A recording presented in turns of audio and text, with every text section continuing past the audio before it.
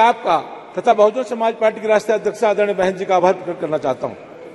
महोदय, बाबा साहब डॉक्टर भीमराव अंबेडकर जी की कितनी भी दूरगामी सोच थी कि संविधान सभा में महिलाओं और पुरुषों के बीच लिंग के अनुपात में अर्थात देश की आधी आबादी के समुचित जैसे शैक्षणिक, आर्थिक और राजनीतिक विकास के लिए संविधान में व्यवस्था दी। और बाबा साहब ने कहा है कि सभ्य भारतीय समाज में यदि किसी समाज के समग्र विकास को देखना है तो उस समाज के महिलाओं को दशा और स्थिति देखकर जाना जा सकता है। महिलाओं को शिक्षित करना, सरकारी नौकरियां, उचित प्रतिनिधित्व तथा राजनीति में भी उचित प्रतिनिधित्व देकर देश की आधी आबादी के विकास के बारे में क्या था। जैसा कि हम सभी को जानते हैं, इस संशोधन का उद्देश्य महिलाओं की संख्या लोकसभा, राज्यसभा, लोकसभा राज्यों की विधानसभाओं में तथा राष्ट्रीय राजधानी क्षेत्र दिल्ली के विधानसभा में महिलाओं की संख्या बढ़ाने का है। वर्तमान में ये संख्या लगभग 14% अपने देश में है, जो कि अन्य देश की तुलना में बहुत कम है। माननीय सुप्रीम कोर्ट ने भी Indira Sahni versus union government of India के केस में महिलाओं के आरक्षण के संबंध में सरकारी नौकरियां, पॉलिटिकल रिजर्वेशन में 30% आरक्षण देने की व्यवस्था दी थी।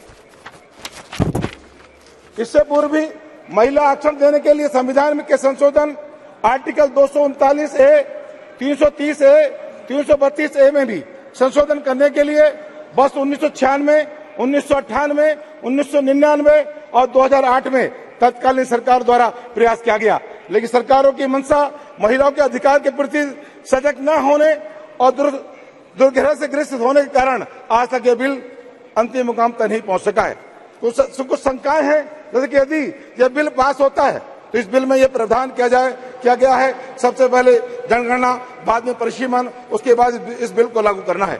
मेरा कहना है कि वर्ष 2011 की जनगणना के बाद जनगणना हुई, 2021 की जनगणना भी नहीं हुई है, आज तक इसकी अन्य कार्रवाई संपादित नहीं की जा सकी है। यानी कि जनगणना एक मिनट सर, न केवल 5 से 10 वर्ष का समय लगेगा, उस जनगणना के बाद परिसीमन में जो समय लगेगा वो अलग है। मुझे लगता है कि वर्तमान सरकार में भी पिछली सरकारों की तरह ये बिल एक वोट भोली वाली जनता के महिलाओं के वोटों का दुर्विनियोग करने का प्रयास न हो।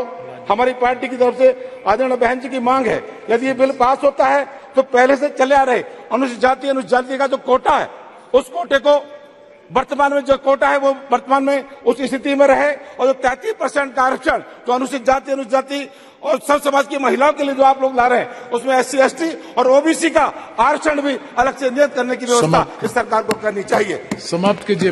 सर एक मिनट, मैं आपके माध्यम से कहना चाहता हूं कि सरकारें, तमाम सरकारों ने अपनी अपनी बात रखने का काम किया। मैं भी 2 मिनट में अपनी बात रखूंगा।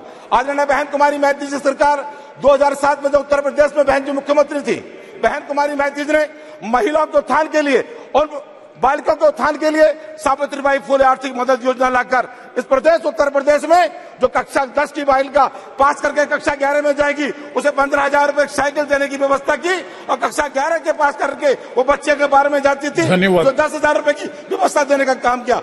मानवर हमारी सरकार में आदरणीय बहन कुमारी मैथिली जी ने महामाया आवास योजना देकर महिला को एक घर देने का व्यवस्था दी, महामाया पेंशन योजना लाकर महिला को पेंशन देने का काम किया।